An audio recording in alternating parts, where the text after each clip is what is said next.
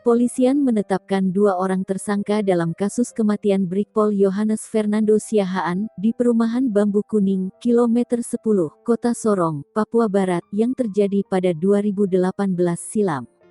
Diketahui, korban yang merupakan anggota Brimob Detasemen B Pelopor Sorong, ditemukan meninggal dunia tidak wajar di rumahnya pada tanggal 29 Agustus tahun 2018 silam. Keluarga kemudian melaporkan kasus tersebut ke Polres Sorong Kota dan jenazah korban pun dilakukan autopsi pada tanggal 23 Oktober tahun 2018. Setelah melakukan penyelidikan yang panjang, kepolisian baru menetapkan tersangka dalam kasus tersebut setelah 3 tahun berlalu. Kapolres Sorong Kota, AKBP Ari Nyoto Setiawan mengatakan, kasus ini memang terbilang sudah lama. Ia menjelaskan, sementara ini pihaknya telah memanggil kedua tersangka yang mana satu di antaranya adalah istri dari almarhum. Setiawan mengatakan, kedua tersangka bersikap kooperatif.